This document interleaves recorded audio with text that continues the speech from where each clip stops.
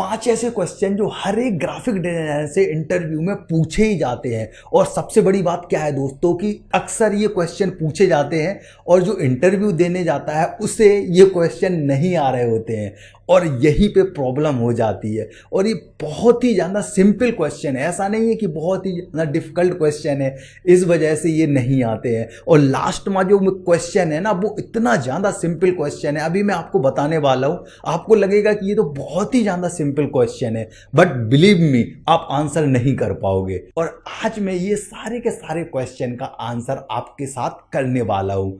तो देर किस बात के, चलिए इस वीडियो को स्टार्ट करते हैं। ओके दोस्तों, तो सबसे पहला क्वेश्चन है कि ग्राफिक डिजाइनिंग क्या है, ग्राफिक डिजाइनिंग की क्यों जरूरत पड़ती है। अब आप कहोगे कि यार ये कौन सा क्वेश्चन है, आप एक तो ग्राफिक डिजाइनिंग के लिए हायर कर रहे हो, ऊपर से पूछ रहे हो ग्राफिक डिजाइनिंग क्या है, इसकी क्यों जरूरत पड़ती है। सीधे सीधा आप उनसे बोल सकते हो इस चीज का आंसर कि भाई जब आपको पता ही नहीं है तो क्यों हायर कर रहे हो ग्राफिक डिजाइनिंग के लिए। भाई क्या करोगे ग्राफिक डिजाइनिंग, यही नहीं पता है।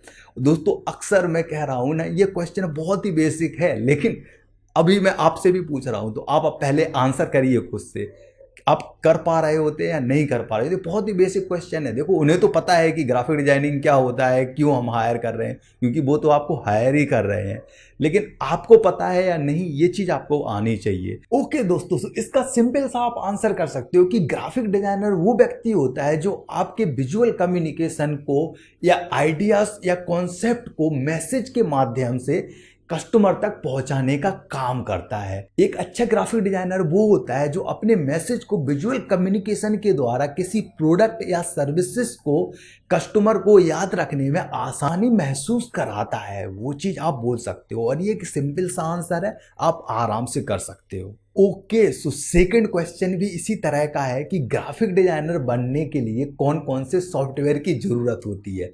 अब आप कहोगे अब इनको ये भी नहीं पता कि कौन कौन से सॉफ्टवेयर की जरूरत होती, तो फिर रिज्यूमे में क्यों लिख दिया था, जब आपकी रिक्वायरमेंट थी उसमें तो लिख दिया था कि ये सॉफ्टवेयर चाहिए, ये सॉफ्टवेयर चाहिए। यहाँ आके पूछ रहे हो कि कौन कौन से सॉफ्टवेयर की जरूरत है। आपको जो सॉफ्टवेयर आते हैं उनकी वो हमें आते हैं, बस आप बताओ आगे ये क्या मतलब है पूछने का। दरअसल वो ये पूछ रहे होते हैं कि आपको ये सॉफ्टवेयर तो आते ही होंगे, इसके अलावा भी आपको कौन से सॉफ्टवेयर आते हैं, ये वो आपको पूछना चाह रहे होते हैं। और अगर वास्तव में आपको और सारे सॉफ्टवेयर आते हैं तो वो आप बताइए। ऐसा नहीं कि आप कहोगे कि हम अगर और सारे सॉफ्टवेयर बताएंगे तो शायद हो सकता है वो हमें ज़्यादा काम दे दे। नहीं दोस्तों, इससे आपकी क्रेडिबिलिटी बढ़ती है। उन्हें पता होता है कि अच्छा ये सॉफ्टवेयर तो आते ही है, प्लस उन्होंने ये काम भी किया हुआ है, ये सॉफ्टवेयर भी आते हैं। तो आप सिंपल सा बोल सकते हो उनको कि सर एडोबी क्रिएटिव सूट जो होता है वो आता है मुझे, जिसमें आपका फोटोशॉप, इलस्ट्रेटर, इनडिज़ाइन आ जाता है। ये वैसे मेन ग्राफिक डिजाइनिंग के लिए है इनडिज़ाइन। इसके अलावा अगर आपको प्रीमियर प्रो, ऑडिशन और भी बहुत सारे सॉफ्टवेयर हैं, अगर वो भी आते हैं तो आप बोल सकते हो। इसके अलावा आप उनको बोल सकते हो कि सर इसके अलावा मुझे कोरल ड्रॉ आता है, कैनवा आता है, अगर आपने कैनवा पे काम किया हुआ है। इसके अलावा एक स्क्रैच होता है, उस पर नोट्स वगैरह बनते हैं, तो अगर उस पर काम किया हुआ है तो वो भी आप बता सकते हो। जो भी आपने टूल किया हुआ है वो ग्राफिक डिजाइनिंग से रिलेटेड है तो आप वो बताइए। अब ऐसा नहीं कि आपने कहीं से कोई डिप्लोमा कराया, जैसे पीजीडी से कुछ लोग आते हैं मेरे पास अक्सर आते हैं, मैंने कहा आपने किया हुआ है, वो कहते सर कंप्यूटर का कोर्स किया। हम कहते कौन सा किया है, तो एडीसीए किया है, पीजीडीसीए किया है, ट्रिपल-सी किया है, ओ लेवल किया है। दोस्त ये यहाँ पे आप गवर्नमेंट के लिए आप अप्लाई नहीं कर रहे हो कि मैंने ओ लेवल किया है मुझे ले लो। और यहाँ पे अगर ग्राफिक डिजाइनिंग के लिए आपको किया जा रहा है तो ग्राफिक डिजाइनिंग के आपको आते हैं या नहीं। अब अगर उन्होंने अलग से पूछा हुआ है आपसे कि आपको एक्सेल आता है, देन आप आंसर करिए। ऐसे नहीं कि आप खुद से आंसर करने लगो। भाई जो चीज़ वो पूछ रहे हैं वो बताइए। ग्राफिक डिजाइनिंग का पूछ रहे हैं, ग्राफिक डिजाइनिंग का बताइए, तभी आप देखो उनका भी इंटरेस्ट रहेगा और आपका भी रहेगा। तो ये क्वेश्चन भी आप बड़े ही प्यार से आंसर कर सकते हो। अब ऐसा मत बोल देना कि जो आपने रिक्वायरमेंट में डाला था वही सारे सॉफ्टवेयर आते हैं। ओके दोस्तों, तो तीसरा सवाल ये हर कंपनी में पूछा जाता है और ये एचआर के लिए भी सबसे खतरनाक क्वेश्चन होता है और जो कैंडिडेट आया होता है उसके लिए भी सबसे खतरनाक होता है, जो कि होता है जैसे यूजुअली अगर जैसे आप ग्राफिक डिजाइनिंग के लिए गए हैं तो सबसे पहले वो यही चीज़ पूछते हैं कि आपको क्या लगता है एक ग्राफिक डिजाइनर की कितनी सैलरी होना चाहिए और आप कितना सैलरी एक्सपेक्ट करते हो। अब उन्होंने यहाँ दो क्वेश्चन पूछ लिए कि ग्राफिक डिजाइनिंग की कितनी होनी चाहिए और आप कितना एक्सपेक्ट करते हो। ये नहीं कहा कि आप कितना एक्सपेक्ट करते हो, पहले कि भाई होती कितनी है, फिर आप बताओ कि आपको कितना चाहिए है। तो देखो यहाँ पे दो आंसर हो सकते हैं, एक आप फ्रेशर हो तो फ्रेशर के लिए तो हमारा यही रहता है कि जितना भी दे दोगे हम काम कर लेंगे, बट ऐसा नहीं आपको आंसर करना है, वो भी मैं बता रहा हूँ एक मेहनत तरीके से आप कैसे कर सकते हो। इसके अलावा अगर आपके पास एक्सपीरियंस है, किसी कंपनी में आप जॉब कर रहे हो, तो वो भी मत आप कहोगे भाई हम उतने में काम कर रहे थे अब मुझे इतनी चाहिए। हाँ, कभी कभी देखो पॉइंट टू पॉइंट बात करना अच्छी बात होती है, लेकिन मैं यही कहूँगा कि आप थोड़ा सा उसको मॉडिफाइड करके बात करो तो वो इंटरव्यूअर को भी अच्छा लगता है, जो आपका इंटरव्यूअर है।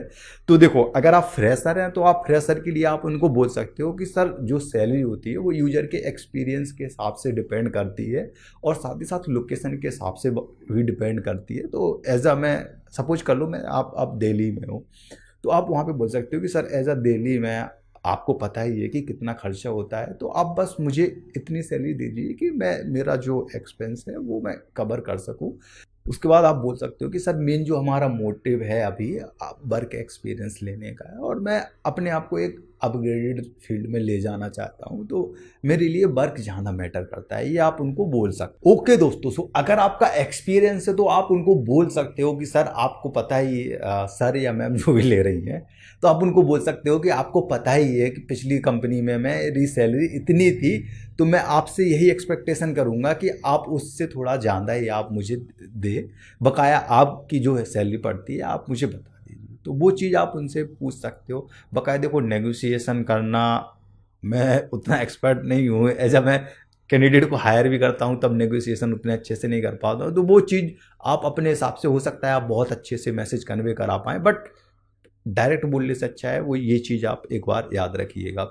उसके बाद चौथा क्वेश्चन जो अक्सर पूछा जाता है वो ये कि ग्राफिक डिजाइनिंग में कलर टैग, कलर की क्या इंपॉर्टेंस है, कलर को आप किस तरीके से यूज करते हैं या आप कलर को किस तरीके से मानते हैं, या कलर के अलावा वो पूछ सकते हैं कि आप ग्राफिक डिजाइनिंग में टेक्स्ट को किस तरीके से रोल होता है, मतलब रोल के हिसाब से पूछ सकते हैं कि किस टेक्स्ट का क्या रोल होता है और इसको आप कितना इफेक्टिवली यूज कर सकते हो। तो टेक्स्ट का पूछ सकते हैं, शेप का पूछ सकते हैं, तो किसी भी चीज़ का आपसे पूछ सकते हैं, तो इसका भी आपको आंसर करना होता है। ओके, सो मैं सबको बताने की बजाय केवल एक चीज को ले ले रहा हूं, सपोज करो मैं कलर को ले ले रहा हूं, तो आप बोल सकते हो कि कलर का एक डिजाइनिंग में बहुत ही इंपॉर्टेंट रोल हो सकता है, इससे आप अपने इमोशन को कन्वे करा सकते हो और सही तरीके से कलर को आप साइकोलॉजी के यूज करके आप कलर का यूज करके एक डिजाइन को बहुत ही अपीलिंग बना सकते हो, जो जो कस्टमर को आई कैचिंग रहेगा। और इसको साइकोलॉजी के अनुसार अगर हम यूज करेंगे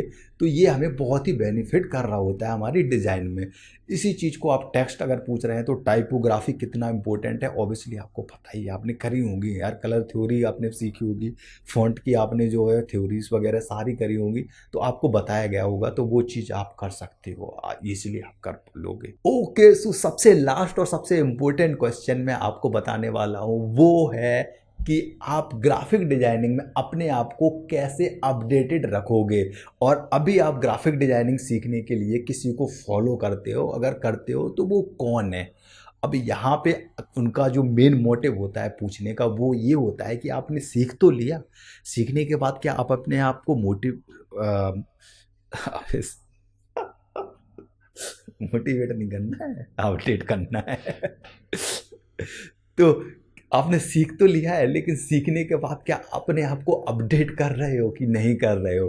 अगर नहीं कर रहे हो अपडेट तो देखो इसमें आपका पता चल जाएगा, अगर आप किसी को फॉलो कर रहे हो गए तो बताओ, तो वो चीज़ आप नहीं बता पाओगे। और दूसरा, आप ग्राफिक डिजाइनिंग में अपने आप को अपडेटेड कैसे रखते हो, तो ये चीज़ अक्सर पता है आपको कि हम इनको फॉलो कर रहे हैं, लेकिन वहाँ पे जब पूछते हैं ना तो आपको लगता है कि यार इनको बताना चाहिए या नहीं बताना चाहिए। जैसे सपोज कर लो आप मुझे फॉलो कर रहे हैं, तो आपने कहा यार इस बंदे की ज़्यादा फॉलोइंग तो है नहीं, जाना ग्राफिक डिजाइनिंग तो सिखाता नहीं है, तो इसको बताना चाहिए या नहीं बताना चाहिए। इतने में यार आंसर हो जाता है, वो देखो वेट तो करेंगे नहीं आपका।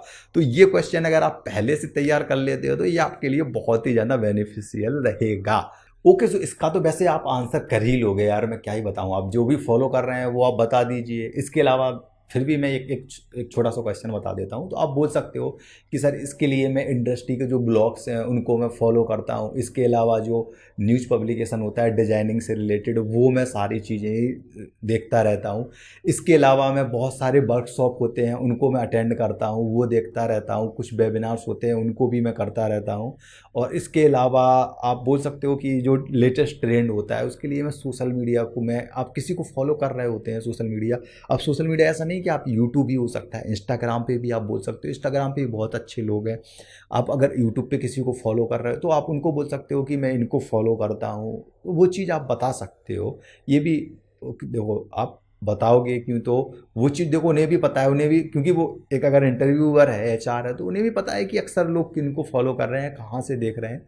तो ये चीज़ अगर आप बताओगे सही से तो डेफिनेटली मैं बताता हूँ, आप जब इंटरव्यू के लिए जाओगे, अगर आपकी 20,000 सैलरी हो, अगर इनका अच्छे से क्वेश्चन दिया ना, तो मैं डेफिनेटली कहता हूँ 20 की जगह 22 तो हो ही जाएगी, 2,000 रुपये एक्स्ट्रा बढ़ जाएंगे। वो कहेंगे कि हाँ अच्छे से आंसर दे रहा है, इट्स मीन बंदे को नॉलेज है। समझ रहे हो बंदे? तो अगर वीडियो पसंद आई है तो लाइक करो और जुड़े रहो यार, बहुत अच्छे अच्छे क्वेश्चन और बहुत अच्छी अच्छी चीज़ें मैं आपको देने वाला हूँ यार। फिर से स्टार्ट हो चुका है अपना channel. Okay, bye bye, love you.